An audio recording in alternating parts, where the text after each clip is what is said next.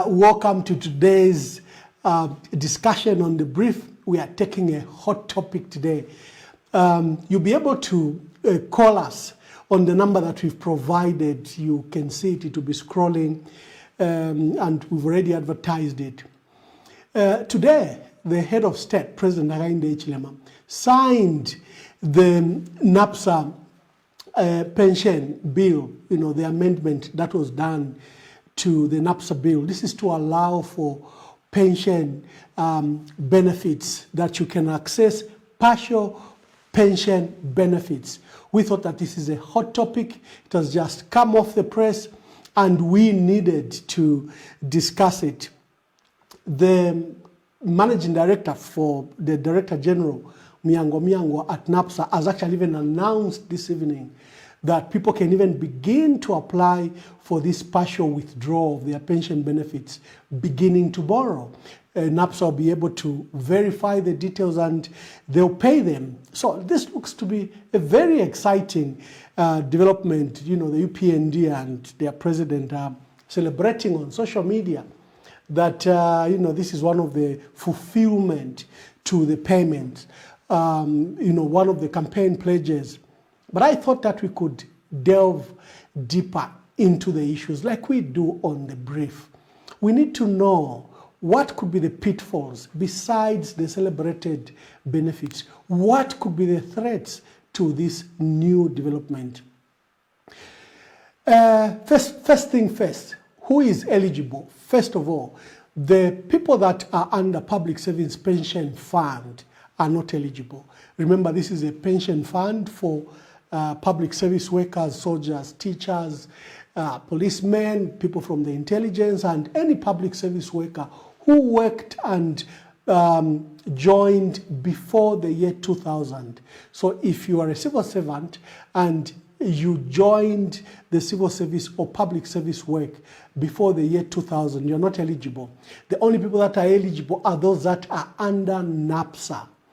And another one is for those that belong to private pensions.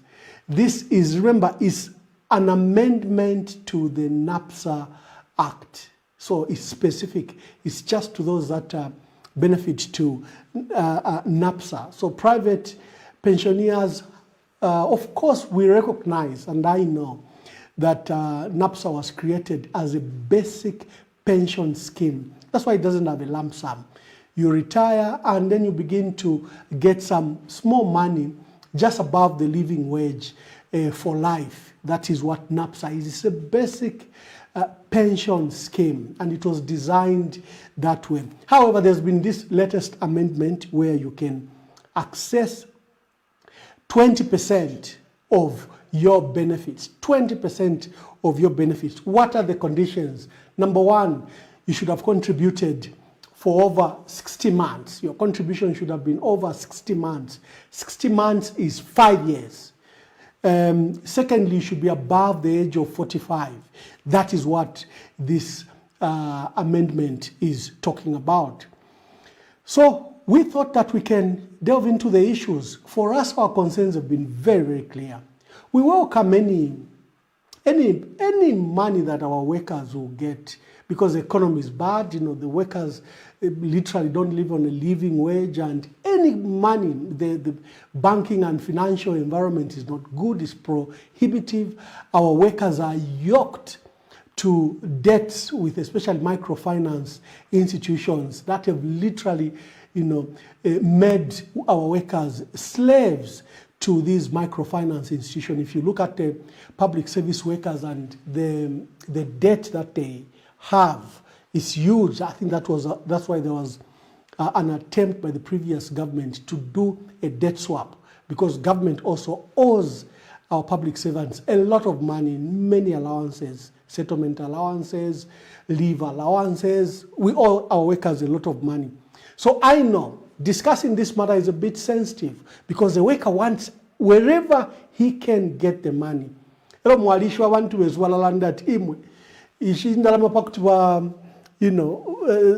else to come and benefit.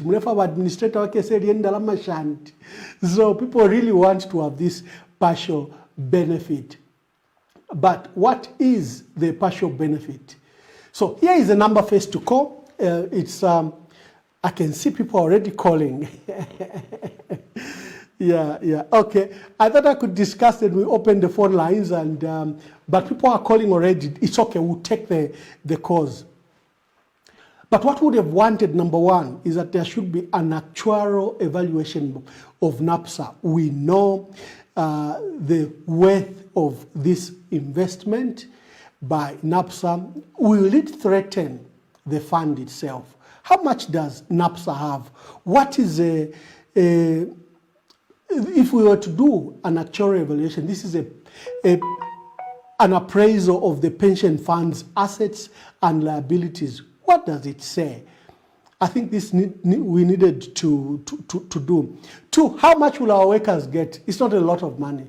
Remember, the payment is 20% of your contributions, and our contributions are among the lowest. Remember, we said that this is a basic pension fund. It's a basic pension fund. So even your contribution, then your employer, does a contribution to what you contribute, and it's 5%. So the drawdown will not be much, because I've heard on social media, nkashitenganda, yo nkashitamotoka, I want to deliver the bad news. Yes, there will be some money you will get, but I don't think that it will be money that you can buy a house, because 20% of your contributions. So we are asking NAPSA first to give us a drawdown chart. How much will bands of workers get? If you are in this band, how much do you get, starting from the lowest, those that are in, just above the minimum wage, and up to the highest contributor? We need NAPSA to tell us how much our people will get.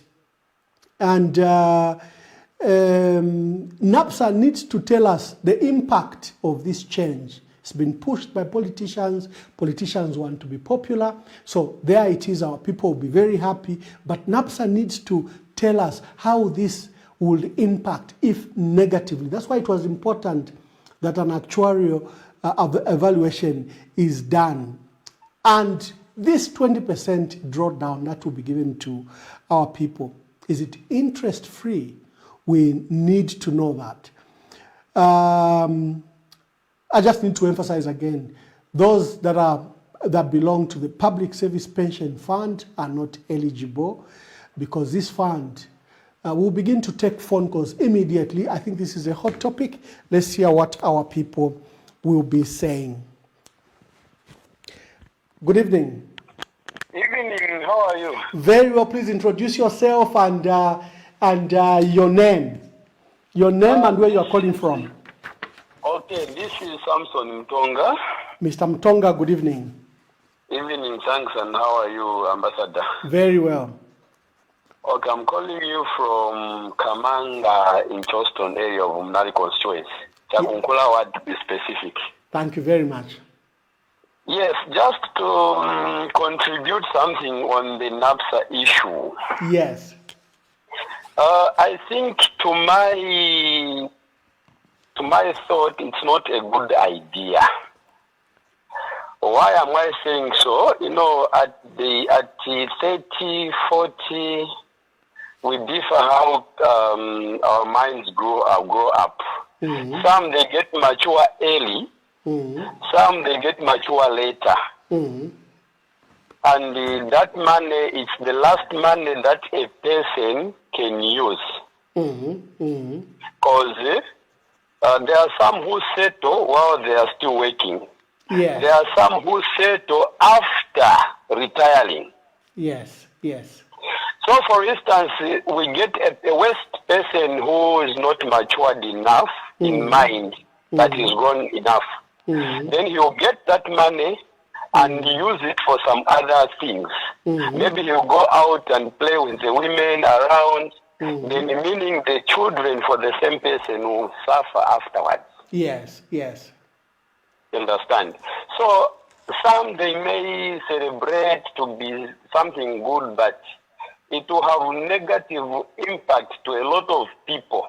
Because we have seen male parents getting loans and use the money for with ladies, and yet at home there's nothing. So what can stop a person with that caliber fail to get that money and misuse the money while the children at home and the wife, they are starving? Yeah.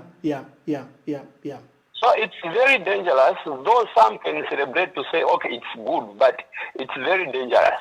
Yeah. Because we have seen elderly people getting money now, and the same money that they are getting, that they worked for maybe 5 years ago, they are getting it now, and that's when they plan to buy a plot. Now, what if that money was gotten at their peak of their age? Then they use that money in the street with these ladies. What would have happened to the family? The family would have been in problem. Yes. So that's now, Mr. Mtonga, workers say sir. we want to have this access. It's a form of a loan. We want it now. What do you say? In form of a loan, but we should also look at how much percent will be added on that loan. Because if it's a loan, there are a lot of financial institutions who are giving out loans even now. Yes. Yeah. So if they are giving me a loan, it will be more like how can I call it? The village banking system, where I contribute, then I get from the village bank at a low rate, then it's fine. In fact, what it means is you are obtaining 20% of your future benefits. So you only get 80% of your benefits. So that would be the pitfall. At retirement age, they will deduct that 20% that you would have gotten earlier in your life. Okay. Yeah, Skimo, it sounds good, but it will have negative impact to those who are not matured enough. Thank you, Mr. Mtonga. You were the first caller, and thank you for your contribution. Let's hear what others will say. I'm very happy to talk to you. Thank you very much. Thank you. Thank you. You're welcome. For me, I've called for reform for the financial and banking and financial sector. The reason our workers want this money is expensive to borrow from microfinance institutions, and money is not available with banks and other financial institutions. So they've resorted to accessing their partial benefits. If this environment was working, we have another caller. Hello, good evening. Hello, good evening. Please introduce yourself and where you are calling from. Yeah, this is Steven. Yes, Mr. Steven. Yeah, calling you from Kasama. Yes, Mr. Steven. Please make your contribution. I'm in Kasama.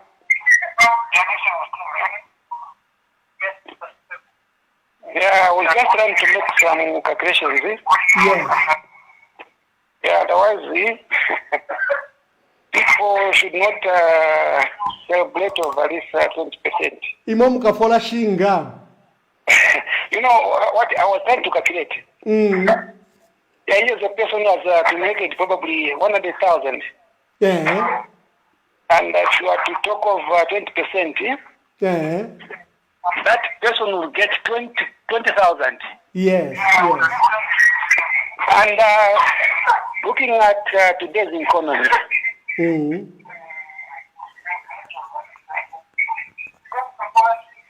what can one do over that 20,000? Yeah. With this biting economy, totally nothing. Yeah. No, abantu baleba bakapanga mayanda bakashitama motoka. Is it possible? Nakaproti kaka ina zero. But Stephen, Natasha Sana, thank you very much. Let's hear what others will say. Thank you very much. So, like I was stating, that the Act as amended as conditions, and the conditions are that your contribution should have been 60 months, which is 5 years. You should have contributed to NAPSA for 5 years minimum. And then you should be around the age of 45. That's what the Act says. Hello, good evening. Good evening. Please introduce yourself and where you are calling from. I'm Gift Karumba. I'm calling from Kitwe. Yes, what Gift? Yes, Your Excellency. Good evening. Quite a good program and very informative as usual. Very much appreciated. I just need maybe clarity from you. Yes. On this decision. Mm-hmm. There was a decision that was done previously by the previous government on Regina Setunia, which miners got paid some form of money. Could this be a hitting back on that decision, so that one way or the other, the political it appears like an appeasement politically by the current government? Yeah. Yeah, okay. I want you just to unravel from that angle. Okay, Gift, let me answer you quickly on that. We should know that Setunia Regina is a private pension fund, yes. And there have been issues around there. You had a long-standing matter with BP workers who have won awards at High Court and Supreme Court. And we have concerns around miners, especially KCM, who were managed by Regina, Setunia Regina. This is a private fund. So the issues around there are a bit difficult because it's a private fund, but there are a lot of concerns. But you asked a good question. Is this a way to compensate? Because Setunia Regina is associated with President Hakainde Hichilema. Could it be that they're trying to compensate? Let's remain with the facts. Number one, this only affects NAPSA. So Setunia Regina or any other pension fund, Mukuva, and any other pension fund that you know will not benefit. Further, those workers under public service pension fund, and those are mostly civil servants who joined before the year 2000, those again are not eligible to this fund. And then we have workers under Workers' Compensation Fund Control Board. This fund is for those occupation hazards. If you've had an injury, again, those workers are not affected, those that make contributions there. In fact, I have been advocating that especially public service workers, they should be included under Workers' Compensation Fund Control Board. Imagine I want to have a COVID. Those just died, and other than what they'll get from NAPSA, there is nothing. But if they were members of Workers' Fund Control Board, they'll be eligible for life. Fund. So Workers' Compensation Fund Control Board, they are not eligible. Private pension funds, they are not eligible. This is just for NAPSA. And we should remember who NAPSA is. NAPSA is a basic contribution. In fact, even if you belong to other pension systems and other pension funds, NAPSA is the basic one. You still have to belong to NAPSA. Every worker in Zambia has to belong to NAPSA. And it's capped. Your contribution can't exceed 1,800. Even if I'm PS, I'm director. And get after my life, because my contributions are limited. And remember, it's your contributions that are paid back with interest. Okay. Thank you, a gift. Thank you very much. Thank you very much. We had difficulties last time to pick WhatsApp calls. Are we able to pick WhatsApp calls? Yeah. So you still can call on WhatsApp, especially for those that are in the diaspora. I noted that we only saw a lot of missed calls after our call. Let me take this call. Good evening. Good evening, Ambassador. Good evening. This is Lukonde, calling from Mafinga. Balukonde Mwabombeni. Wino Mwamba ke wino wa Mwamba. Endita, Mafinga, kumafinga kuine after Isoka. In Uchinga. Oh, wonderful. Glad that you are watching us. Please make your contributions. Okay, I was making calculations. Just right on from the previous caller. Mm-hmm. When you do the calculation, for instance, if someone has saved maybe like minimum of 5 The maximum maybe contribution one will make it's about 50,000 somewhere there. And what's 20% of that? 20% of that amount of money. It's a very little money, which I hope nothing can do for that money. So I was suggesting that if the government wants to help us, what they can do is to give us maybe civil servant free interest loan. If their intention is to help civil servants. Yeah, so that's my suggestion. I see that was my contribution, because this issue will cost us in future. Yeah. Thank you, brother. Thank you very much, Walkonde, all the way from Mafinga. That has been my point, and I've received a lot of messages because a lot of people are doing their own calculations. You know how long you've worked, for 5 years, 10 years, 15 years, 20 years, and you know what the contributions are, and you can calculate 20% of that. Many people have sent me messages to show that the contribution is between 6,000 and 10,000 kwacha. So whilst there's excitement, well, this is not money, like I said, that would even buy you a plot, would buy you a car or a house, as the politicians are trying to tout it. Yes, it will be some money, especially in this depressed economy. Yes, it will be very important for the worker. You can call us on 0973-045292. Good evening. Hello. Good evening. Good evening. Please tell us your name and your where you are calling us from. Maplanga Kalungu from Lusaka. Bakalungu, Mwabombeni. What are your contributions? My contribution is that first of all, the government needs to really come out open on the bans that they are giving out. And if they give us the bans clearly, then we need also to know what are the alternatives of investment that are there. Okay?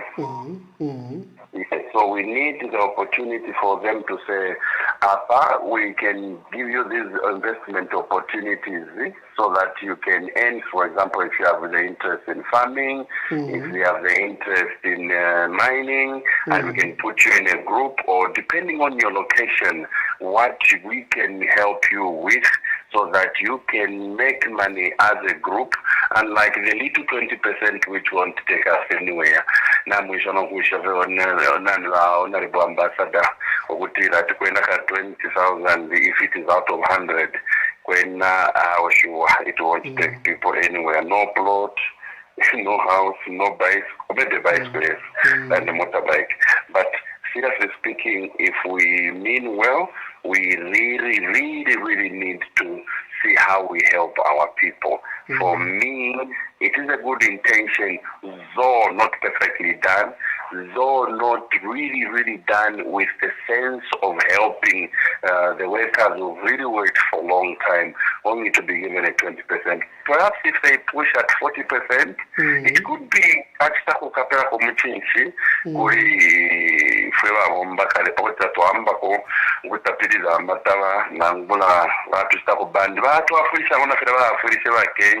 the intention of helping Kenya, if they can also help us in that line as locals, then it will really have a serious value addition to the percentage plus what the government can do for the local citizens. I think that would be ideal. Oh, thank you. Thank you, Wamaplanga. Thank you very much. Thank you very much. So you can call us on 0973-045292. As stated earlier, NAPSA is a basic pension scheme. It doesn't give lump sum, but this 20% will be a lump sum as your pre-retirement payment. NAPSA only gives you, in your old age, a living wage. Remember, the intention for NAPSA was that there is no old age destitution. Let me take this call. Good evening. Iyo tulifia wino shana imwe. Bamwanga kuno kusolwezi. Endita Bamwanga, how are you? I'm very well, thank you, and how are you? Very well. How is Solwezi today? Solwezi is fine. Namkwato bunga. Izoli azilia kutanta baba Mwamba na viberechi. Mkwayo, let's contribute to this NAPSA debate. Baba Mwamba, there was a clarification. Yes. Number one,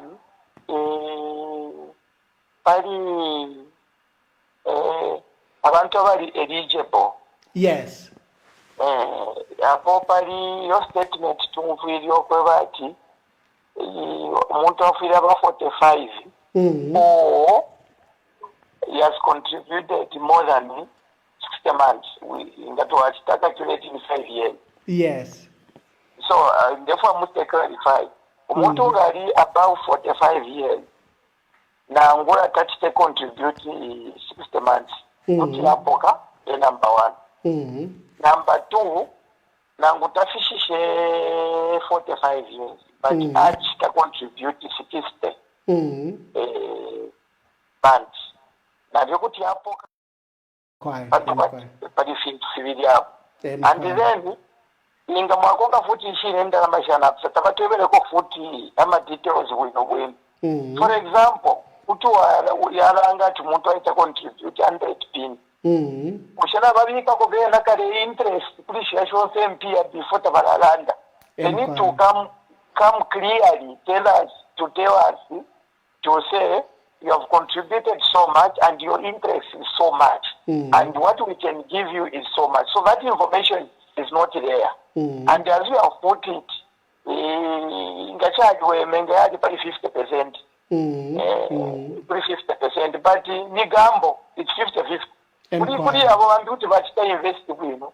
Bantu awete bachita invest. Chilemi yakashakunta chikuti chasaba ichashupa. So that's what I wanted to let you clear me. Okay, thank you very much. Let me answer you off the line so that we can give others an opportunity. Like I stated, NAPSA Director General Muyangwa says these partial payments that the president signed today will begin as early as tomorrow, but you should have made contribution of 60 months minimum, and you should be at the age of 45 years. Those are the two key issues that the law has brought up. Good evening, and tell us your name and where you are calling us from. How are you, Bwana Mwamba? I'm very well, thank you, and how are you? Barilanda. Endita yama balishani. Wino shani yama. Iyo fwena lilanda tukateka. Bamdara. Please go ahead with your contribution. Yeah, John Banda. Yes, Mr. Banda. Yeah. I just want to find out.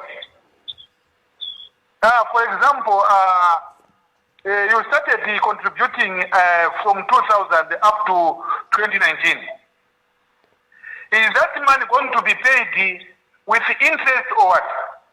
Yeah.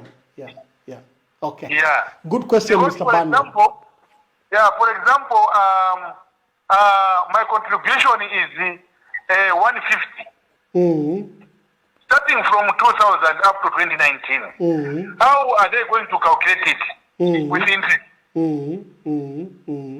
How are they going to calculate it with interest? Yes. Because immediately when I started contributing in 2000, it started making interest. From 2000, the interest. 201, 203, 2010, there is interest. Yes. So we need to know how much is the interest. Yeah. Yes. No. We need to know the interest. Wonderful. Because, for example, if my total amount is 150, then with interest is how much? Yes. Yes, Bwana Mwamba. Okay. No, I'll answer you off the line. No, thank you very much. Yes, cousin. No, thank you very much. We should be very clear. That's why we are demanding on NAPSA to go on information overdrive, that the information is not given by third parties like ourselves. Our workers have a lot of questions. If, for example, I'm drawing 20%, does it come with the interest over the years.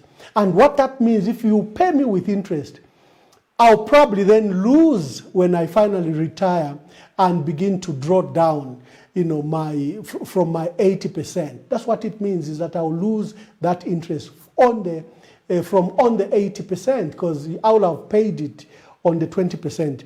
So that's why I advised on this program that NAPSA must come immediately to the media and tell us what are the drawdown levels. Workers that contribute 100 kwacha, how much will they get? Up to workers that contribute 1,800 kwacha, because that's a cap. Remember, NAPSA is capped. It's not a very lucrative pension system. It's a basic. It had to be an average pension system for every worker, the lowest worker and the highest worker. That's why it's capped. So NAPSA has an obligation to come to the media and tell us, especially the bands of how much the workers will get. And this issue of 45.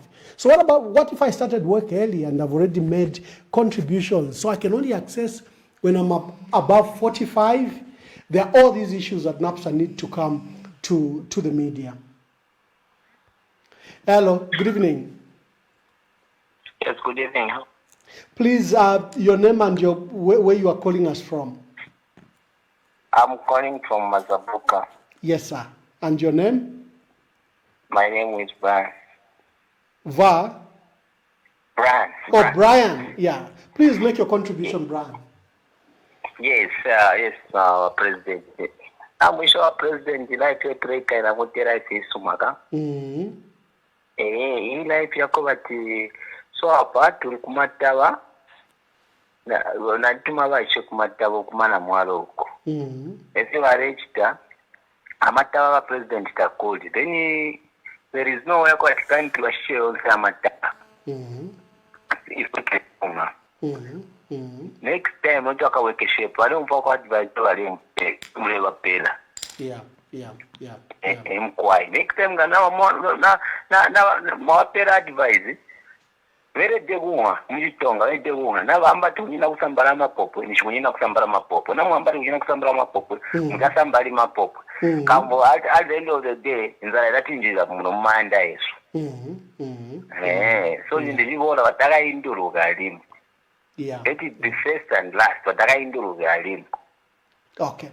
Thank you very much, Brian. In fact, this gives us an opportunity to introduce our next subject. We are tackling 4 issues tonight. NAPSA, I know, was hot, and it is hot. But the next issue is that our food security and this decision to import GMO maize is gotten us, all of us, worried. This morning, I called for the resignation of the board and management of the National Biosafety, because they informed us that, in fact, Zambia has been importing GMO products. The law is very clear. The Biosafety Act of 2007 calls for us to, the National Biosafety, to, number 1, consult the publicly widely. Number 2, on all your GMO products that you are importing, it should not affect your national crop or national livestock, meaning products of national importance such as maize, or products of like livestock, like cattle and goats. These are national importance. So there should be no GMO, genetically modified organisms. This is a new science where scientists are changing the genetic makeup of crops. And there's danger. We don't know what the effects will be on our people. We don't know what the effects will be on our people. So the Biosafety Act of 2007, designed by President Mwamba and implemented then, is very, very clear that, number 1, you don't touch national crops like maize. Number 2, every importation of GMO products requires public consultation. And what we've seen from Ministry of Agriculture and from the National Biosafety today, even telling us that maize that is GMO is safe for consumption in Zambia. Well, for me, that's why I called for the resignation and for possible criminal investigations against the management and board of the National Biosafety Authority. Let me take this call. Good evening. Yes, boss. Good evening. Mwamba. Tiri bwino muli bwanji ndipo bandani ero mtumila kuti. Tumina kumazabu. Yes sir. Ine nikamba che monga issue ya vokudya mu Zambia. Tumangala navo, tumangala really enough. But samesi tumafunika che nijati mwenda kusogolo. Mwenzi wati kusogolo uzankala problem yaso. Ini futi mwambogulisa milisi. Fiti ya milisi mkaigulisa futi mkawana tukabwira problem futi mwambo struggle nga kusilinga problem mjamene futi. Sasa meni kapeche milisi yeve tuisunge monga ege kaige vokudya vamu Zambia vamete tunkalira pano pa Zambia ndiye vokudya vatu iso venango stimadya monga malai stimakwanisa kuyatya. No better milisi yeve tuihandelinge mushe tukazisunga mushe pa tukazinkala mushe. Otherwise ndiye vamene ngakambe chapero. Okay, thank you very much. Thank you very much. Good. The issue of maize is very, very critical. I last week called for the resignation of the minister because I think that he was careless in his decision. He acted very dangerously, has threatened our national security. We had a bumper harvest of 3.6 million metric tons in 2021. We had another bumper harvest of reduced by 25%, but of 2.7 million metric tons. And they proceeded to export all the maize. And the current maize we have will barely last us 2 months. Let me take this call. Hello, good evening. Ambassador, good evening. Mkwai. Iriashi lipita munja kulero sindande popendi ya mataba. Mkwai. Iriashi ya mataba ambassador nali tusakamika sana ngechalo. Yeah. Ubu afya abena Zambia tufuye ko tunomba tureiruka ture monoko ture. So iriashi ya mataba futhi natukwato afya. We did not do well in terms of farming this season. I would give an example. Could you have already marimba 10 hectares? Maybe like that 5 hectares. Could you have 5 hectares? They have done 2 hectares. Because fertilizer, we don't go there. Yes. So this is a very, very big problem that we are going to face. Nangu mute ngabatabate kufume. Hii problem timwa titwa ipashanya na hii problem ya malaiti. After uteko twavuvotera bwabapo. Twaliza shitisha malaiti ayi. Twapana kuti kukaliko kwa wati abena Zambia yangu futi kwamba usita import ya malaiti. Yes. So in the same vein we allowed to open up the gates. That begin to export this man. When we realize that we have exported much, put to assume that we import. What kind of a system is this one? This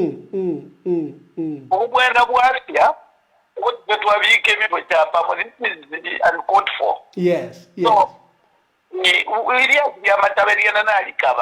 Mkwai. Abantu bonse bakwata access kumufundiro tuengage bacha abantu balazima bataba na mataba ya alafu. Yes. Mumbo na unenda na mutulate certificate aba itafia balance kwino yo. Yes. Nobody is tota kunja suke ba ambassador. Ni pamba conditions za chipsiana. Bani eligibility. Umuntu ugwete achita contribute 60 months, 60 times. Yes. 60 months. And then the age who went 45. Apota to shirava clarified wino. Ero tabiri banapsa beneta banatuwa wino because for example I've contributed 150. The very rich banapsa because I'm 20% or what. So we need that information well. Yeah. Okay. Bye. Yo, Nala, Valanga. I will be playing the video on GMO where the National Biosafety impounded some GMO already. But let me take this call before we go to that video. Hello, good evening. Good evening. How are you? Very well, thank you. Please tell us your name and where you are calling us from. Yeah, this is Kisegruna calling from Mansa, district of Rapla province. Yes, sir. What are your contributions? Yeah, nifunza uchepangono wa Mwamba. Usheka napsa partial withdraw. Muka unabwanja kakandi. Okay, good. Nalaya skayama. Imo mlechi monashani. Kwena. Kada monika wino mo. Okay. Yeah. Actually, to save, especially those in the civil service and other workers also serve. For example, ndavenda tenga loan kamba depot. Let's say 80,000. In a period of 5 years, that person will end up paying more than 200,000. So, the marine institution, see, yeah, but capacity with the drug is no? Okay. Yeah, to okay, no, thank you very much for that contribution. So before I answer that, I said we had called for the resignation of Mr. Mtolo Piri because he misled our people. He said we had adequate maize and there was not going to be a shortage of mealie meal. Despite repeated information, they kept on exporting our maize to Kenya, to Tanzania, to Malawi, to South Africa. And like someone gave an example, from load shedding, we had a crisis of load shedding because we had exported, not because we didn't have enough power, but our power exports made us go into that load shedding. Similarly, we have a food insecurity because we've exported almost all our maize. Good evening. Hello, good evening. Yes, please tell us your name and where you are calling from and your nature of contribution. I'm Morgan, I'm calling from Kitu. Yes, Morgan, what are your contributions? Yeah, I wanted to contribute on the issue of NAPSA partial withdrawal. Yes, sir. Yeah. I'm in my position, I feel the ambassador, Mr. Mwamba, is too early to start commenting on that because NAPSA hasn't stated the position. So it's like he's just speculating on things. So for me, I feel maybe it could have been better for him to get information from NAPSA and then he comes to analyze the things that he gets. But at the moment, there's nothing. No, but Morgan, this evening, NAPSA Director General, now issue statement. Baby, the too much apply tomorrow. And now we can have conditions. Minimum if you have contributed 60 months and minimum age of 45 years. We also have the NAPSA Act that was assented by the President this morning. It's been made public. We have discussion. So already, Abashashtapo contribute more than 5 years. They've eliminated themselves. Those that are below the age of 45, they've eliminated themselves. From the basic information, we can discuss. Yeah, that's the thing. Yeah. But on the issue, where he's not answering, where they ask him whether that money will come with interest. There's no answer from him. No, I agree with you. That is why I'm calling on NAPSA. This is a very important topic for our workers across the country. NAPSA should go to the media immediately and answer these issues. They are the only ones vested with information and authority to answer on it. For us, as public commentators, we can discuss the viability of NAPSA, the threats that this law may bring. We can discuss from those broad policy issues. But the particular details, like what happens to those that are below the age of 45, NAPSA must be able to answer. What happens to their interest, NAPSA must be able to answer. Yeah, that's the thing. Thank you, Morgan. Any other contribution? Then the last point is that these people feel that some people are saying twice again. They start saying, but this is the money which they should invest. So I personally feel that people should be educated. This is not the money that you can just get and use on whatever things that you want to know. This is money for the future. This is money they should invest in something. That's the last contribution I wanted to make. Oh, that's very productive, Morgan. That's very productive. I love that answer. Yes. Thank you very much. Morgan is right. You are eating your future. So what happens when you are given this future? Kuya at Twano again. Kuya chirisha awane. But like we said, any money to our workers is welcome because our workers are near destitution, yoked to these microfinance institutions and not paid most of the allowances that government owes them. Good evening. Hello, good evening, sir. Where are you calling from? Give us your name and where you are calling us from. Okay, this is Emmanuel. I'm calling from within Lusaka. Wamashina mlishani. Mwamba. Okay, wonderful. Please give your contributions. Okay. Yeah, so I had a look at the act which was amended. And the partial withdrawal, it's not like someone has to be, there are two options there.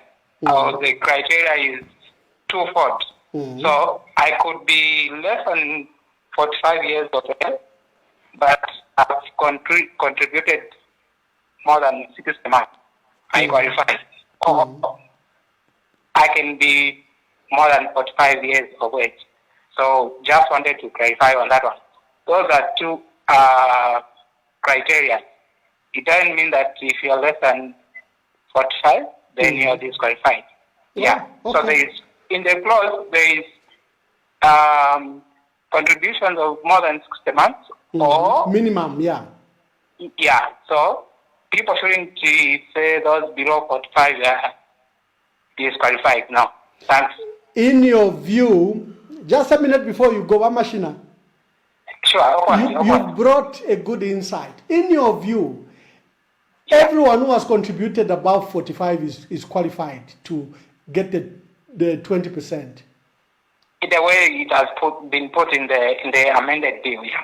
If you are 46, if you are 47, what happens to you? You still qualify. So, in my own view, and this is subject obviously to interpretations, but in my view, it's such that I can be 45, probably haven't met that criteria of having contributed for over 60 months. You know, some people, they were in business, maybe they just started doing formal, they just got into formal employment at a later stage. But Emmanuel, I've just retrieved the statement read on ZMBC today that was issued by Director General Myangwa. It's on ZMBC website, so if anyone wishes to verify. Let me read you what the Director General said, which I have been quoting myself. So Mr. Myangwa says claims will be done online, adding that payments will be processed as soon as beneficiary details are verified. He says the beneficiary, number one, needs to have made more than 60 months contributions to the authority and be above 45 years old. This is a statement that was read on ZMBC, written by Mr. Masao Somkwaya at ZMBC, verified information. So your interpretation sounded good and gave hope.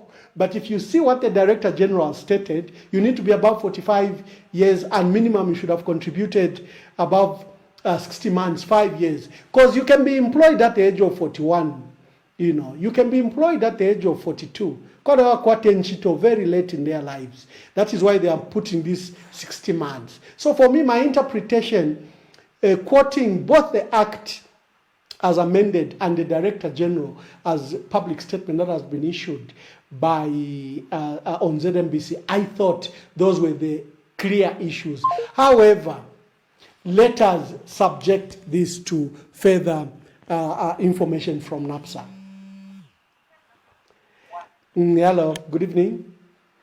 Hello, good evening. Good evening. Is that Ambassador Mwamba? Yes, it is. Okay, I'm following your program, sir, and it's interesting that we are sensitizing the people. Yes. I am Kefas Nyango, I'm the head corporate affairs for NAPSA, and I would like to bring some context to the matter under debate. Kefas, you are welcome. Please let our people what the issues are. You must have heard the concerns already, so I'm giving you, yes. Please begin to speak. Yes, first of all, I want to thank you, Ambassador, for bringing this issue to the table to discuss it. It's a very important national matter, and I would just like to speak to a few things. I think there is a bit of lack of clarity on one or two things, specifically on the issue of the criteria. Okay. So, according to the new act that has been assented to by the president, for a person to qualify to access their NAPSA contributions, yes, they are contributing member, they must have contributed to NAPSA and should have at least 60 contributions. Now, when you have 60 contributions, it doesn't matter yours. So you might be 25, you might be 30, you might be 49 or 45 or 50. As long as you have at least 60 contributions, you qualify. Good. Now, where does the 45 come in? The Act says, "or," not "and." I think there is a text in the report where it says "and." It's not "and," it's "or." So, the "or" 45 is catering for those who may be 45 and above, but they haven't made 60 contributions. So if you are 45 and you only have 40 contributions, you can still claim. So that's on the qualifying criteria. I think I needed to clarify that particular point. And then on the issue of claiming, yes, we are. The claiming process is going to be done online. People will be able to claim from the comfort of their offices or their homes or wherever they are. All they need to do first of all is to sign up on our new eNAPSA, which we have rolled out. The new eNAPSA was rolled out on 6th of March. So there are those who could have signed up on the old eNAPSA before that.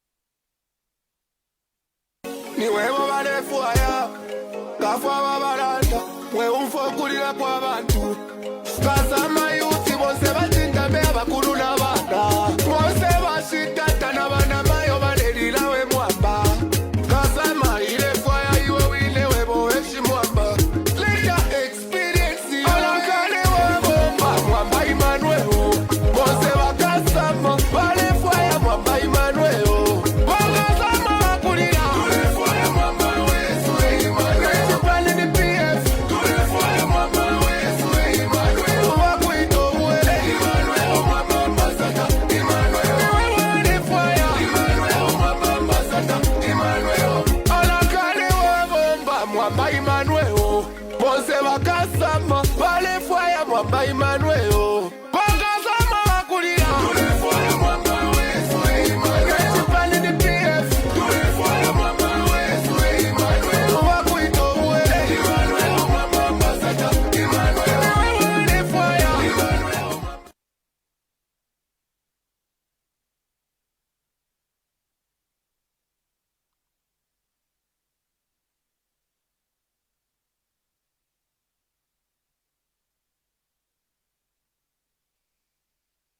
eligible if they meet those two criteria. Okay. Now, Kefas, we are going live again. We were mute because of the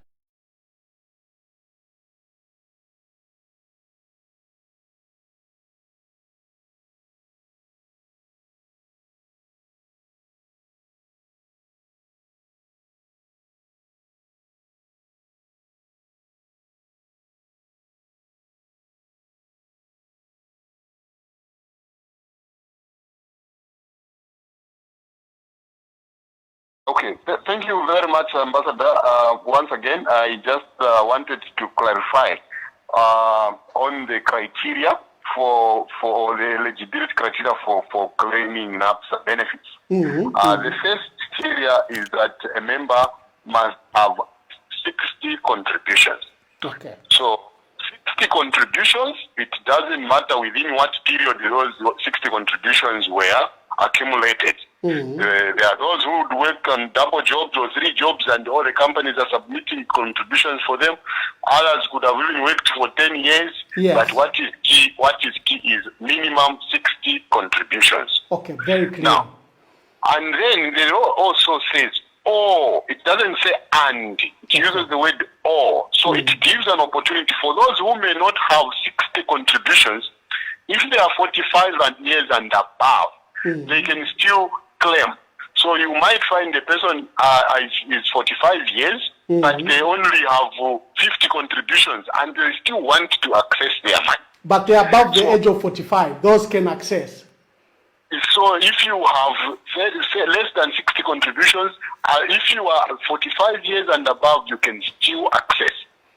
Okay, good. And anyone below the age of 45 can still access this 20% partial payment? As long as they have 60 contributions and above, they are contributing members.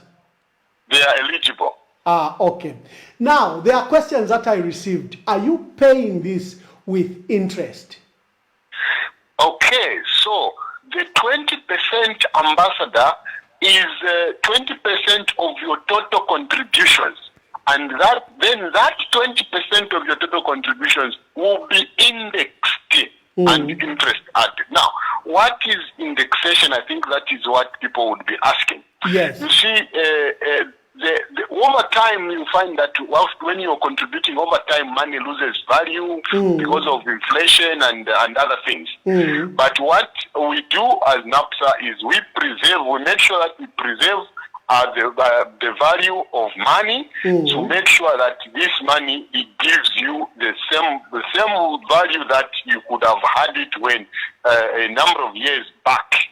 So you will apply interest, in short, to ordinary people? Of course. The ordinary language is that there will be interest. So if, for example, let me give a very practical example. If you are seeing 10,000 kwacha as your total contribution, employer and employee, 20% of that is 200 kwacha, right? Yes. Now, you are not going to get the 200 kwacha. That 200 kwacha will be indexed. Okay. So you get more than the 200 kwacha. So anyone who looks at their contribution, their statement, and they see the amount, they do not just apply 20% of that amount and they say this is the money they will get. So it's 20% plus interest. Exactly. Okay. Last one. We have many employers that are in default, do not submit these statutory requirements. They have sometimes up to 2-5 years. You deal with these matters usually. What happens to those claimants whose employers have defaulted? So, Ambassador, what we have actually done with the new claim process, and which I need to emphasize, by the way, yes, that for you to access the pre-retirement benefit, you need to sign up on our new eNAPSA, which was rolled out on the 26th of March. Now, what this means is that all claims will be done online. So if you do not sign up, you can't access. It's as simple and straightforward as that. I know somebody might ask, What about those who have no access to the internet, those who are in areas maybe where NAPSA is not present? So what we've done is those who may have internet issues, they can be assisted at our offices. Okay. And we also do carry out what we call mobile offices. In areas where we do not have permanent offices, every month we carry out mobile offices. Even through those mobile offices, people can still be assisted. But the most important aspect not here is that you need to sign up to access. Now, so this signing up, you have a NAPSA application. Yes, we have the eNAPSA on our website. You go to our website and there's an eNAPSA there which you have to sign up. Give us your mobile number. We verify. We send one-time passwords and make sure that you sign up. Now, the signing up process is very critical because it's a verification also of who you are. Okay. Are you the right person who is signing up? Because we will have to verify your information in the background. But just on that, before you go ahead, not about what a smartphone. What happens if they have just a small phone, Infinity, which can't, have internet? What happens in those cases? So this is where we are saying our offices have been equipped to assist every member who may not be capable of doing it on their own. Okay. Exactly. But you are encouraging people to use online application. It's more convenient, Ambassador. You can imagine you are seated in your own house. You don't have to drive anywhere. You don't have to queue anywhere. You just go online and apply. And if you want to claim, it's just a click of 2-3 buttons and your money is in your mobile account in no time or in your bank account. It's neater that way, isn't it? Okay. And this application is easy, huh? It's not a complicated application. It's a 3-4 step process of signing up. First of all, you need to have your copy of NRC soft copy, your passport size photo, and most importantly, also you need to make sure that your phone number is properly registered with your mobile telephone company.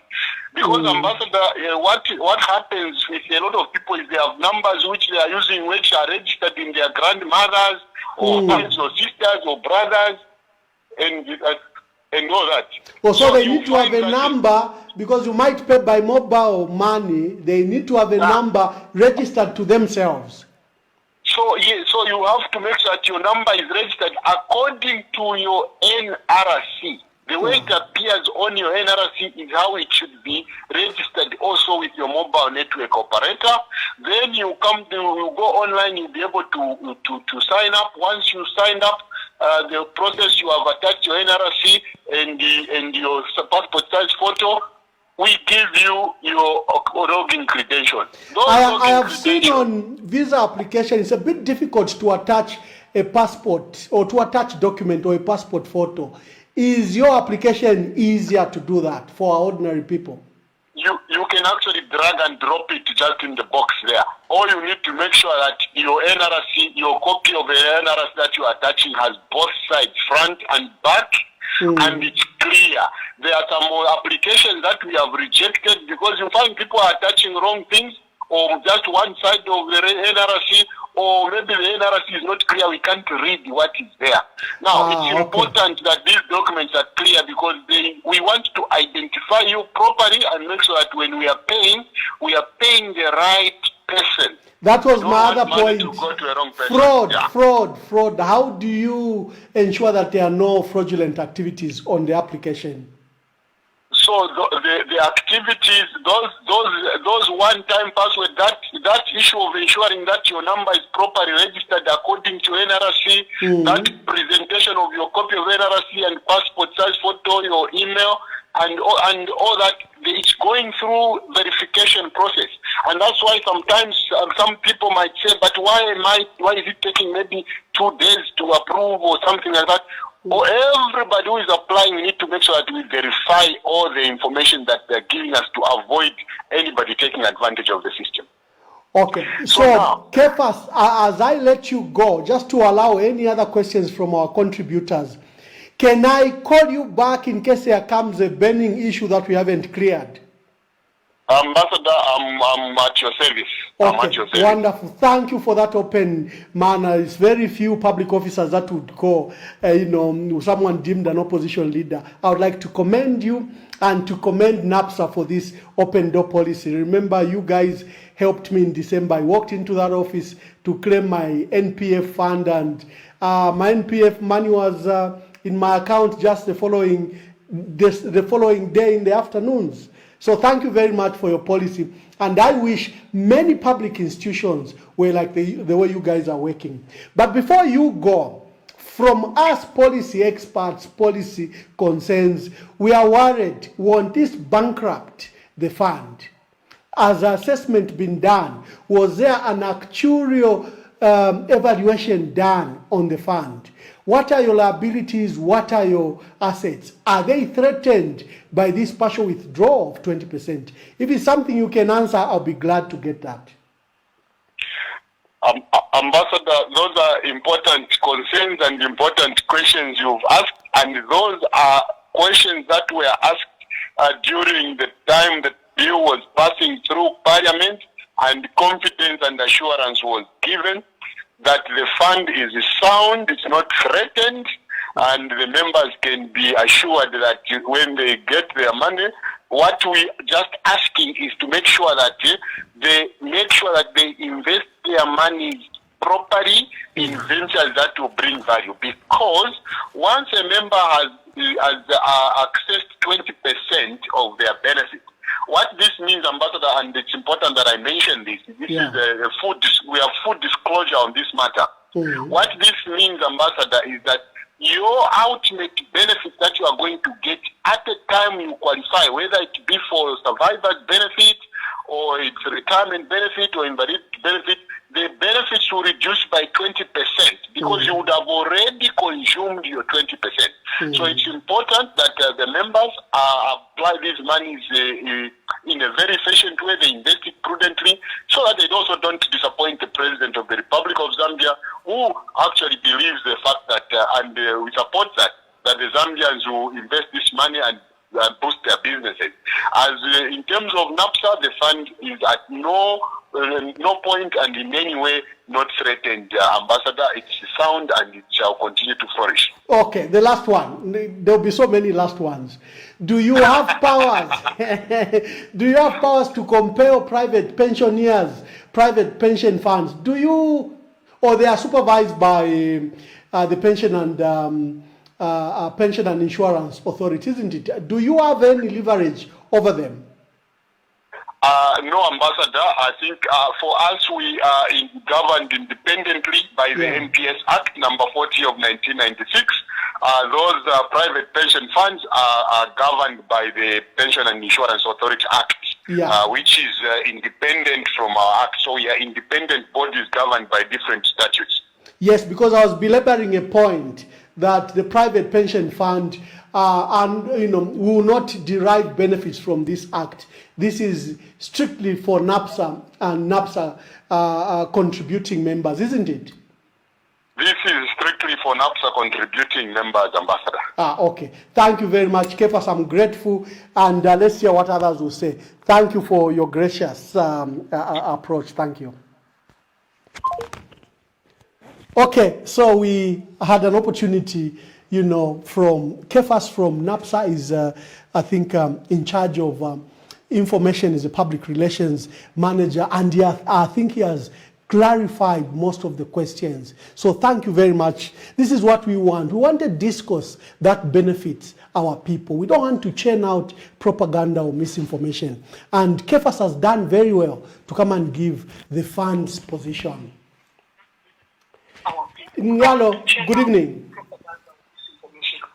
Hello, good evening, sir. Good evening. Okay, so Nina Emmanuel again, wherever Machina. Emmanuel, thank you very much. Yes. You seem to have a leakage from Kefas. He spoke my mind. He spoke my mind. Thank you, Emmanuel. I think all the questions we're arguing about have been clarified. Exactly. I think, Please contribute. Oh, sure, yeah. So the key issue was on the or the and. But anyway, that has been clarified. So now, I think this is a reaction to Kefas I was actually checking on their site, on the same platform that is talking about the NAPSA. It's quite a simple. The platform is quite okay, as in you can navigate without difficulties. However, on the I think maybe NAPSA hasn't yet done the required changes, because as it is on the requirements, if you look at it, there are a number of things that they are requesting for apart from the ID. There's also letter of termination and what.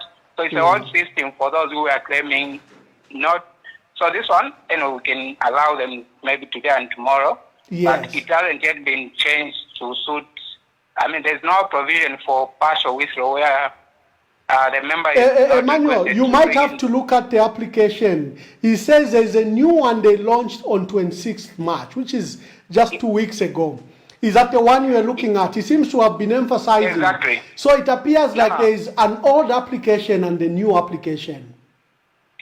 It's on their site, so there's only one in APSA. So I think they haven't yet adjusted that, because it's got on the requirements. There is also letter of termination, proof that you left employment. So I think that's maybe might react later on, like you. And I like the fact that you spoke to him to say there might be more reactions. Yes. You just need to clarify. I think they haven't yet put provision for partial withdrawal. Yes, I think the application before this new law was for those making final claims when they've retired, where you need a proof of termination and a letter, of termination or proof of retirement. But like you were saying, I think then on the application they should have two: the fresh one for partial, claims, the partial pre-retirement benefit, and the original one where people claim, for their pension benefits. True. Yeah. So Kefas, if he's listening, is willing to come back and take his call. Thank you, Emmanuel, and thank you for your contribution. They were very insightful. Cheers. Thank you. Okay, thank you very much again to Kefas from NAPSA, who's literally put the debate to bed.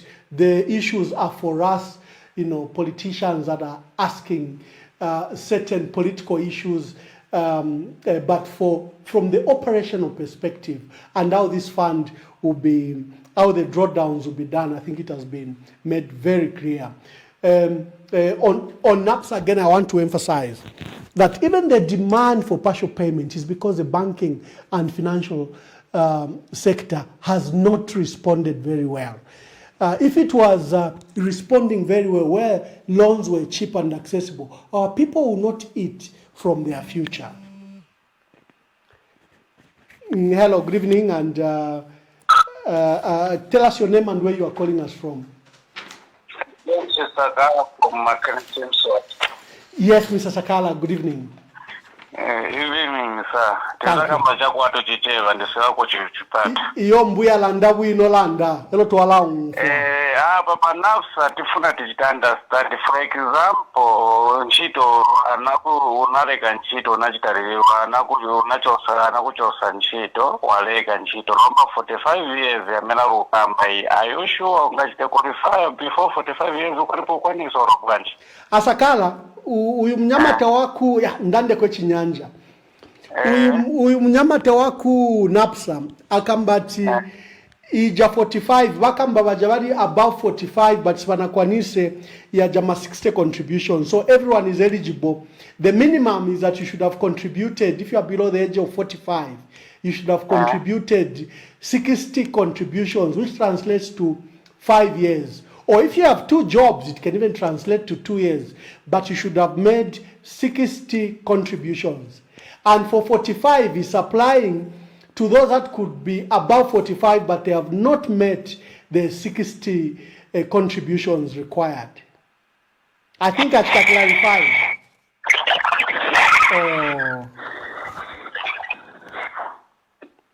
Thank you very much. I think Mr. Sakala is...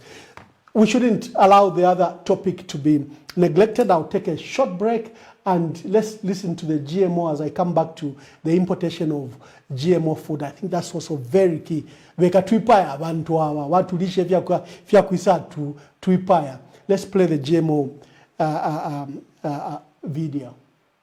The National Biosafety Authority has swung into action by confiscating genetically modified mealie meal, which is illegally on the market. An operation conducted in Lusaka's Bowling compound has seen the seizure of 19.5 bags of super mealie meal. The mealie meal, which is being sold at 148 kwacha per 25-kilogram bag, was illegally imported from South Africa, and the authority is worried about the safety of this commodity, as it was not cleared by their office to be placed on the market. An officer from National Biosafety Authority was given a lead by the owner of the shop via the telephone conversation the person supplying this mealie meal, which is not certified to be on the Zambian market.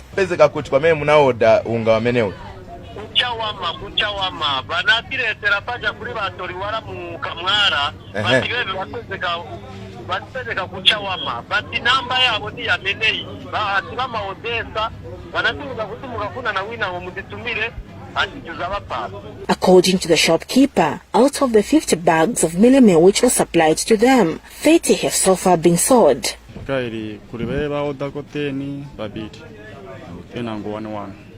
National Biosafety Authority Communications Officer Sandra Lombe explains the reasons behind this exercise.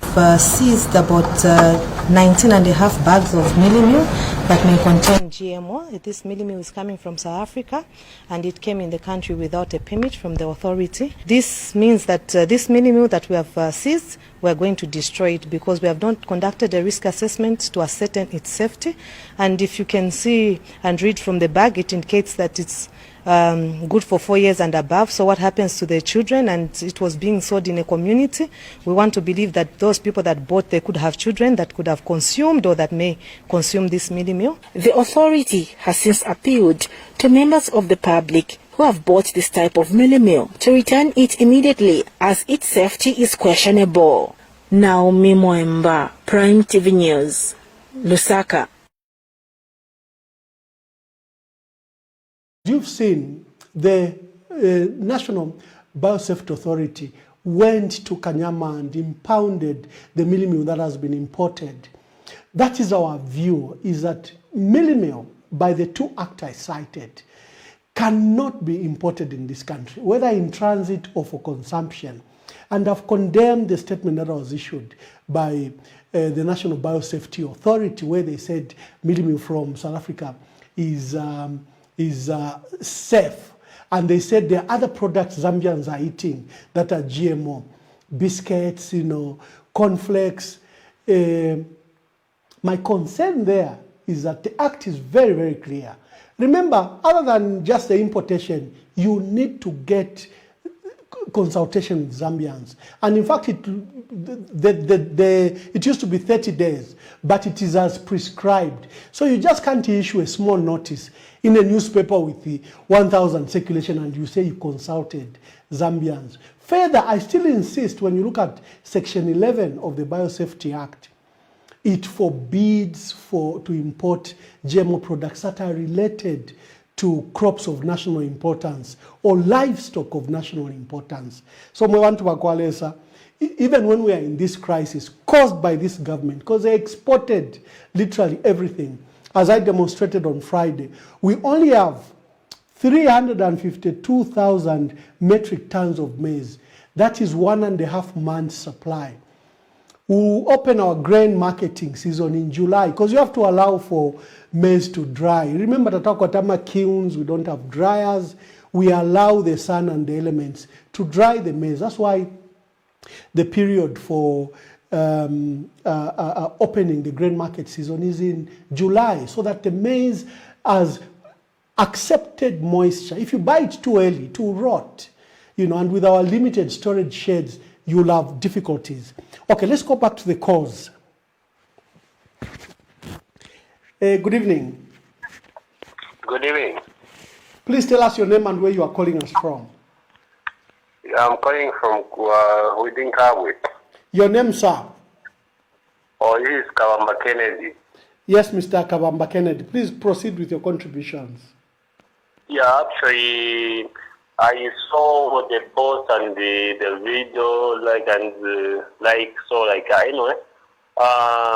the decision is just good. Yeah, it's just okay according to my own understanding, the way I've read it. Of bringing GMOs? Sorry? Of bringing GMOs or on the NAPSA payments?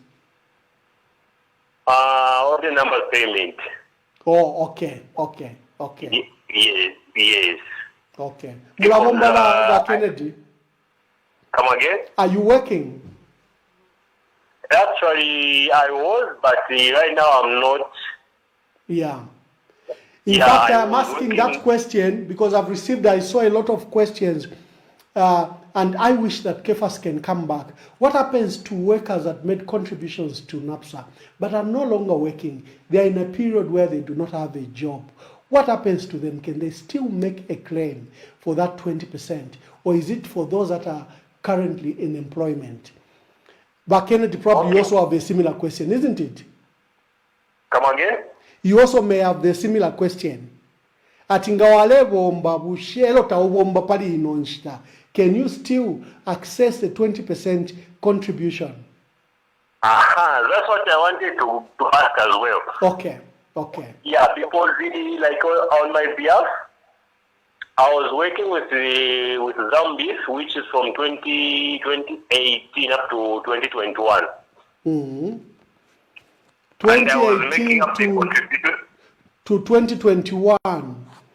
Yeah, okay, that's a very good example because you might not have met the 60 contributions that they are talking about. So this would be a good question to Kefas to come and answer.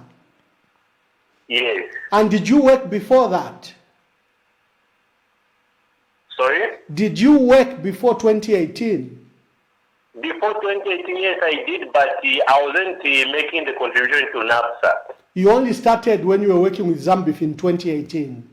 Yes. So your contribution is about 3 years and you may not have made the 60 contributions. Let's wait if Kefas can call back. Okay. Okay, thank you. Thank you very much, Kennedy. Okay, thank you, sir. Thank you.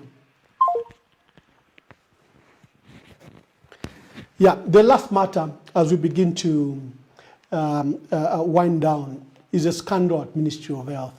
Ministry of Health is trying to import medicine from Egypt. They are making a payment of $70 million. The president has so far fired 2 permanent secretaries from Ministry of Health. And today we had a news item from a Daily Nation which said there will be transfers of about 6 directors. We think that the problem is with the minister because there was an earlier scandal in the middle of the year last year where even a contractor stated that there was a soliciting of bribes and corruption from the minister. It's public knowledge. We are never malicious on this forum. We think that this deal is being pushed on the throats of professionals and you are firing innocent people. We think that the buying of medicine from Egypt is not ideal for one simple reason. The best medicine, even where Europe buys from, is from India. You may not like India, but India, UK buys medicines from India. While we can buy medicine from Egypt, let it be done properly. Don't pay an agency that will then subcontract other manufacturing entity. I've looked at the documents and I've looked at this single sourcing document. It doesn't impress. In fact, it should be cancelled. The issue of large-scale procurement, where you are procuring this large-scale, whether it's fertilizer or fuel, and you're using a single sourcing, is not ideal. It's not transparent. It's not ideal. The law says it has to be under emergency nature. And why are you depriving local contractors, local suppliers? That is our issue. And you can't force. You may fire as many permanent secretaries as possible, but no permanent secretary who knows financial regulations in this country, who knows the Public Finance Management Act, will pay an agency that will then pay other contractors. I've looked at this Egyptian procurement authority. There are many of them. I think there are over 20 so-called procurement authority from Egypt, because what Egypt did in 2017-2018 under General Sisi, who's the president there, is that sectors have, because it's publicly run process. Of course, there's a private sector, but each ministry has a procurement authority, which then engages vetted suppliers. We have something similar here where our contractors have to submit. And in this case, why are we paying an agency that will then subcontract other people? We think that the deal is corrupt. Don't fire PS, don't suspend directors. You are the one at fault. Hello, good evening, and tell us your name and where you are calling us from.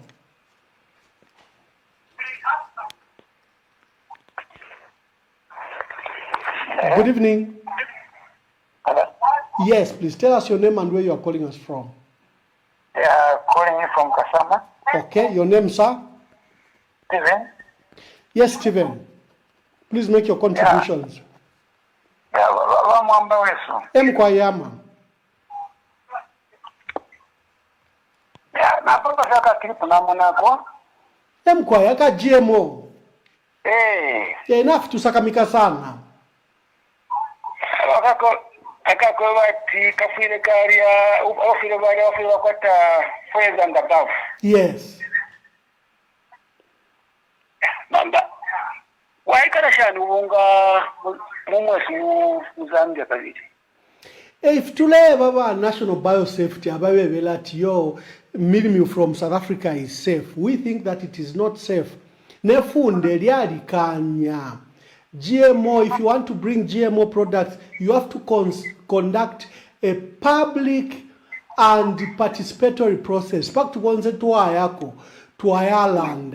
In fact, I'm going to play another video from a gentleman who's in environment and who's very, very threatened. He says we will lose our European market because we are exporting to Europe, especially vegetables, and we're trying to begin to export meat.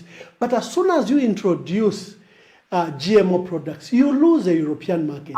Europe. It's only America that has been pioneering this GMO technology, and they've imposed it in South Africa, Sudan, and Malawi. If ingita tulafisumina if yama GMO. So ukumfwa at today yaka if yama GMO, au inena chinsa kamika.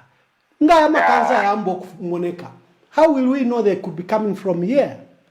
Exactly. So let me play a video from Malawi Mfaba Stephen, where someone is very concerned and is an expert in this area. It's very, very huge. So we should take advantage of that market. There is also a danger that when we bring in GMOs, we are going to go into monocropping. And you know what it does, what monocropping does is that it takes away our indigenous seed. So we shall lose our indigenous food, which is very nutritious. And we also realize that our indigenous seed is also resistant to effects of climate change. Again, that is an area that we shall do very badly if you allow the GMOs to come in. Ultimately, we shall have monocrops and we shall have huge mechanized farms, and our people, instead of being producers, will become farm laborers. And we shall have all the productive means being captured by multinational companies. So there are so many negativities that are associated with the GMOs compared to the benefits. There are a lot of concerns. First, we will lose our market. Two, there is contamination to other crops. And that's why even GMO products are banned. Because if you bring mildew, it can be fed to stock feed. It can be part of stock feed. It can be given to animals. Therefore, because it's changed at the atomic level, genetic modified organisms. That's what it means. It's extremely dangerous. There's a huge debate in Europe. Europe has mostly refused GMO. Yes, you can find them in America. It's new technology, whatever they say. And that's why it endangers your original seeds. Because it's an invasive, mwalishwa technology FAV. So, GMO, even if you are taking it to the Congo, which consumes it, because of course Congo, we have issues. We think that this government is obliged to follow the Biosafety Act, of 2007. They shouldn't depart from it. By a single letter, they should not depart from it. Those are our concerns. So I'll take calls on these three issues. One, NAPSA, which we dedicated a lot of time, and thanks to Kefas from NAPSA who came and clarified a lot of issues. Number two, the importation of GMO products under the law. We think that the Biosafety Act and the Biosafety Authority, the National Biosafety Authority, must comply with the law, not in the manner that they've done, where we lent to them that we're actually consuming GMO foods. Number three, the issue of importation of medicines by Ministry of Health. The President made some reshuffles last week, and one of the affected permanent secretaries is Ministry of Health. This is the second permanent secretary, like it is the third one at Ministry of Mines. Where there are these contentions, the President must side with these technocrats. They are probably better even at protecting his name. The ministers are the ones that introduce corruption. I know by experience. Hello, good evening. Good evening. Please tell us your name and where you're calling from. I'm calling you from Mufurila. Yes, Mr. sir. Tembo Moses. Yes, Mr. Tembo Moses. Yes, I want to add my voice on the subjects under discussion. Yes, yes, please. Yeah, now, one on the NAPSA thing. Yes. My only concern is that there are those of us, for example, that are above 45, and my contributions are not 60 months, and my contributions are not that much, although, again, is it possible that when making that claim, and then to add more, you have no chance of getting a job again, for example? Can you claim all your benefits from NAPSA? If it is 20,000, you get your 20,000 and that's it. You cease to be a member of NAPSA. That's my question. Okay. Yeah. Then the issue of GMOs. That one is not something that we should entertain in our country, really, under the circumstances. Even if it is to import, let us import something that is safe for human consumption and also, as well as animal consumption. Then, thirdly, Madam Nawakwi the other day suggested that let government talk to commercial farmers, local commercial farmers. They can do a winter crop. Yes. Okay? Because it only takes 120 months for maize to 120 grow. days. So, yes, about 120 days at most. So if say we still have a lot of time between now and the next rainy season, they can grow that maize as long as it is subsidized.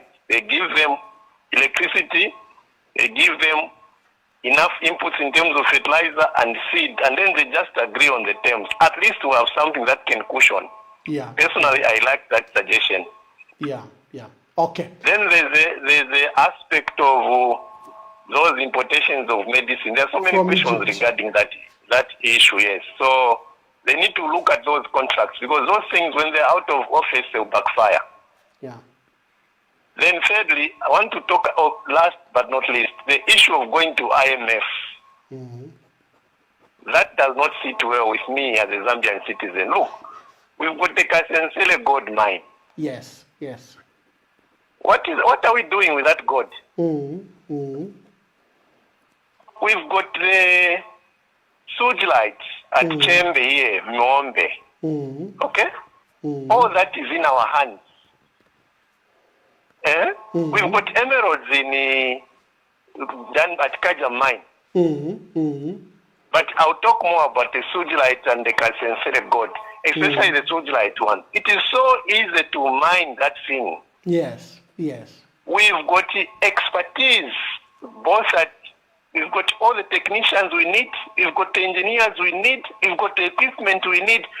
Why not just mine even for 6 months? And we'll be there with all the money that we need. This issue of always looking to IMF should come to an end. Yeah. Yeah. Then beyond that, we need to look at the whole mining thing. Why should we give out nickel, for instance? Nickel costs $35,000 a ton. And we have no shares in that. Almost all the major mining activities taking place in Northwestern Province, it's zero. I was privileged to have worked at Kansanshi mine myself. Yes. When copper is leaving at 04 and you are going for work, you have a lot of trucks leaving. And when you sit down, ourselves as employees then we ask ourselves,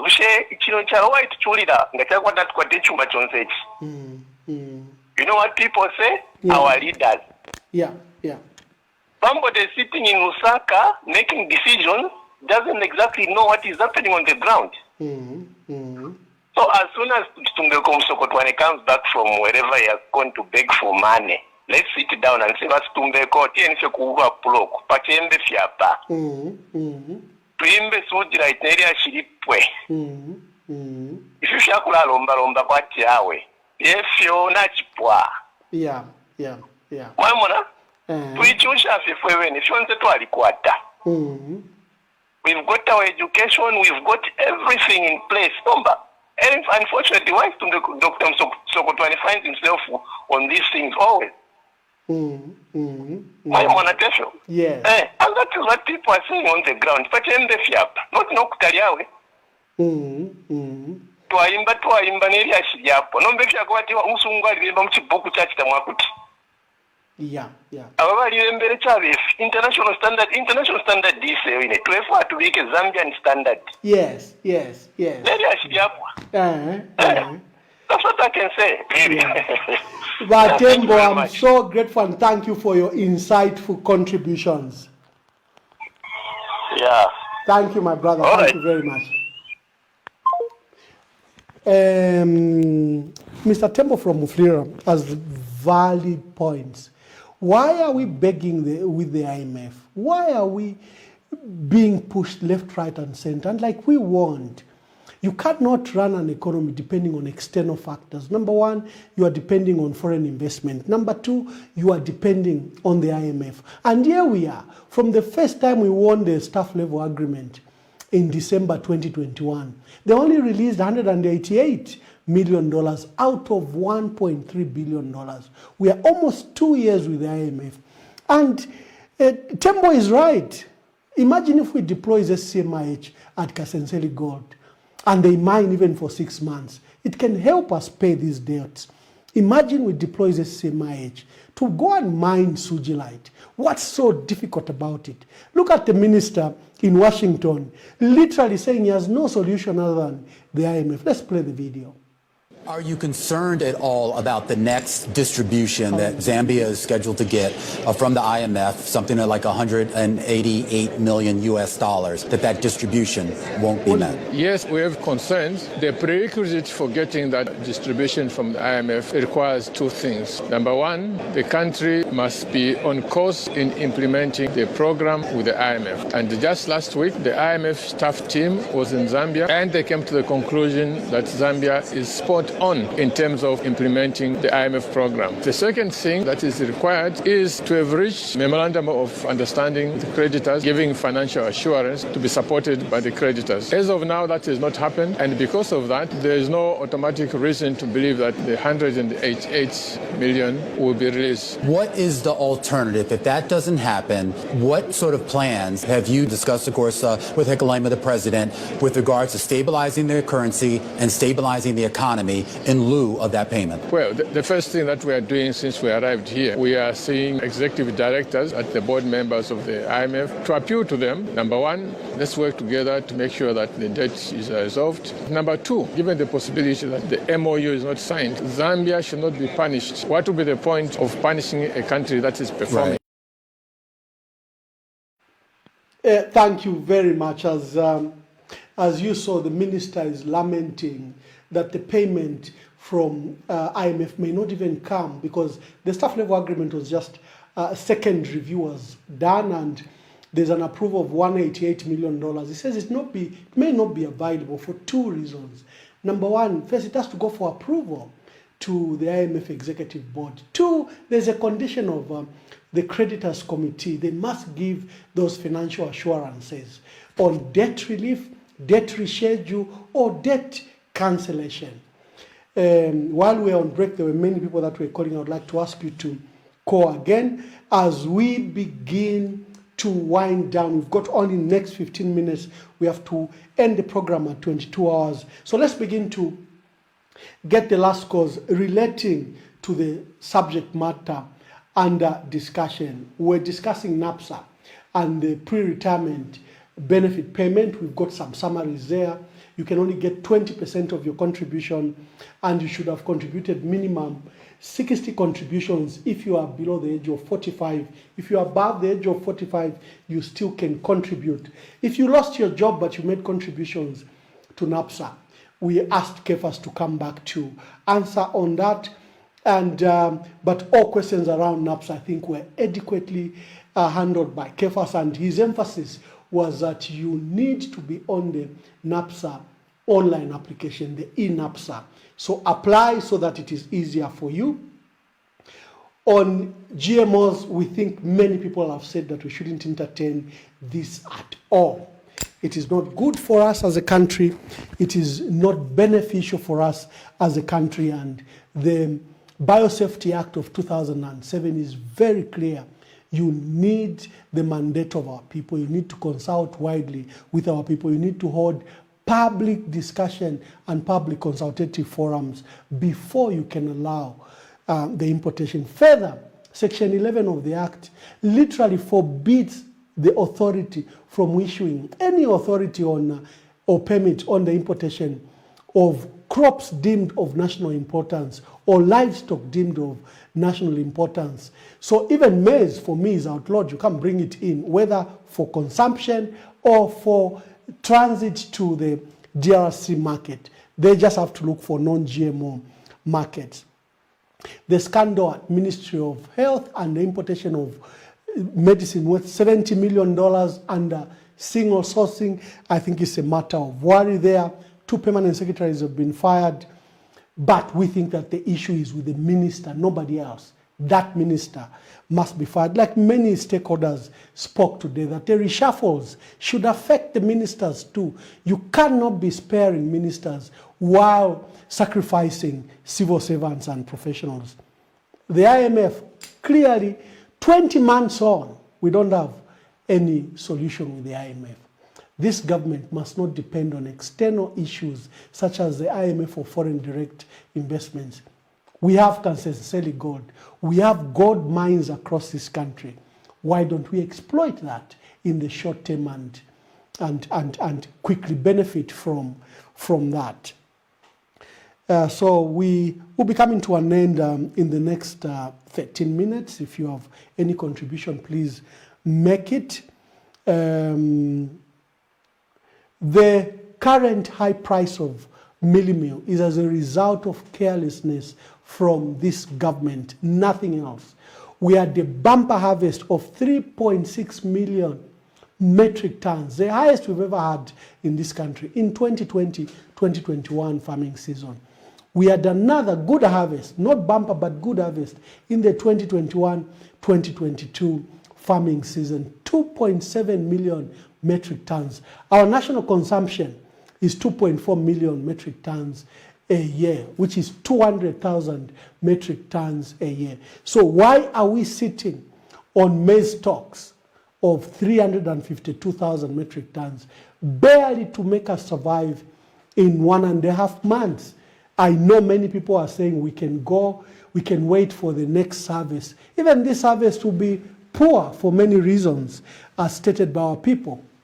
One was late distribution of farming inputs, where basil dressing was arriving in January, February, and top dressing arriving at the same time with basil dressing. The crop is poor across the country, and only those that could afford. So the crop for this year, the harvest, will be poor.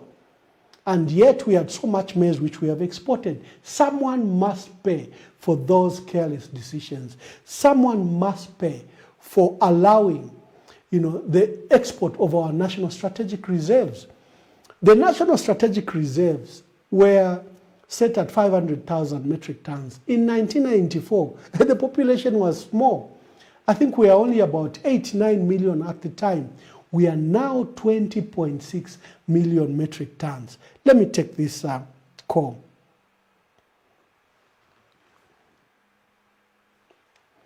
Yeah.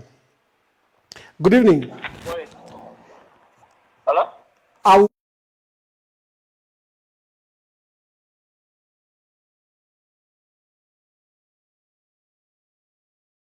Take those calls later, but he needed to know that I was live on radio. So those were our topics for today.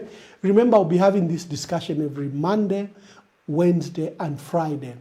The purpose of this discussion is to discuss national current issues, provide perspective, have a national discourse that builds both the opposition and government. You cannot have these discussions that don't build our country. And if people have made mistakes, if people are corrupt, they have to be held accountable. As we've seen the activities at Ministry of Health and Ministry of Agriculture. You cannot be fighting old corruption, yet you are not dealing with new corruption. Corruption is corruption, whether then or now. The issues around how we run the economy is very important. This economy is almost in a coma. There's no money in the economy. Look at the high cost of living. As you heard from our people, the issues of high cost of living is not going away. Our people are saying, "Ichakudia, indarama muchalota muli," and even for those that are working, they are yoked to loans and debts, and especially from microfinance institutions. You need an economy that is working, and the solutions that have been provided of the IMF or foreign direct investment may not provide an urgent solution. I wish we had time. We're going to even discuss the exchange rate. Remember, the exchange rate has jumped. It was at 21 kwacha just the other week. It's now at 17 kwacha.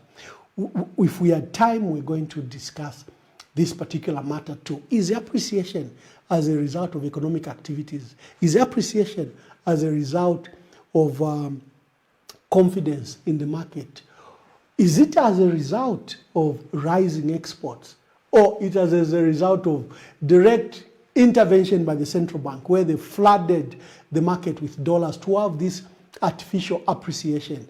We had hoped that we would have had an opportunity to discuss all those items, but I think we had a beautiful and fruitful contributions.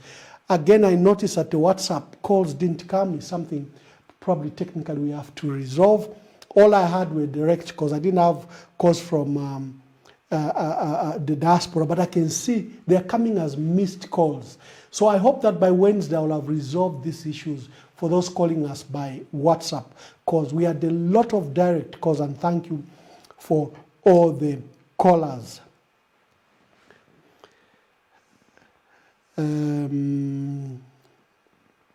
We may have to begin to wind up. I think we've discussed everything. We're discussing the issue of NAPSA. The NAPSA Managing Director General has issued a statement that people can begin the applications for this 20% by tomorrow. He says the beneficiaries should have made contribution of 60 months, which is about 5 years, or the issue of 45 years, which was now clarified the manner it will be done. We're discussing the corruption at Ministry of Health. This is the second biggest act of corruption, and we see no action from the president. Why do you have sacred cows, Mr. President? We're discussing the decision to import GMOs. I think it's not necessary, and we shouldn't be resolving issues for Congo. We have a video of trucks of going, from Congo. A friend of mine sent me that video, where you see trucks and trucks and trucks up to Kitwe, stuck, going to Kasumbalesa. Some are staying up to 10 days. We shouldn't be worried about the DRC. The DRC as an import-export mechanism, they handle their own economy. So you can't bring GMOs in our country for purposes of taking them to the DRC. You contaminate and you damage your own market, because we are known as a non-GMO market. Play that video if we have it. It's running. Okay, thank you. Oh, it has no volume, but it's running. Yeah, thank you very much. So as you can see, look at the number of trucks. That's a gentleman coming, from Chingola, looking at the number of trucks that are going up to Kasumbalesa. So why are we resolving the issue of DRC? DRC has its own mechanism. This government must worry. We have no maize in this country. We only have maize for 1.5 months. We do not have, we have to have our headaches. Our headaches is that we do not have adequate maize supply in our country to give to our millers. That is why the price of mealie meal is in excess of 200 kwacha, literally across the country. We need to resolve the crisis. So, Mwabantu Wakwalesa, it's that time for us to end the discussion. Thank you very much for all the callers and your contributions, and thank you for your insights. Let's meet on Wednesday. We'll have a topic that I'll advertise, and thank you for all those calls that we received. So our aim is to have a national discourse that builds this country, to have on the table things that should help resolve the issues of this country. And you and me should be active participants in the issues that are affecting our country. And if people are making mistakes, we need to call them out. So with those few words, I'd like to thank you. God bless you. May the Lord keep your soul. May the Lord keep your household. May you rise tomorrow, and we'll see you on Wednesday. God bless you. God bless our country. And God bless you. Thank you very much, and good night. Kafwa babalanda, mwe umfokulira kwa bantu.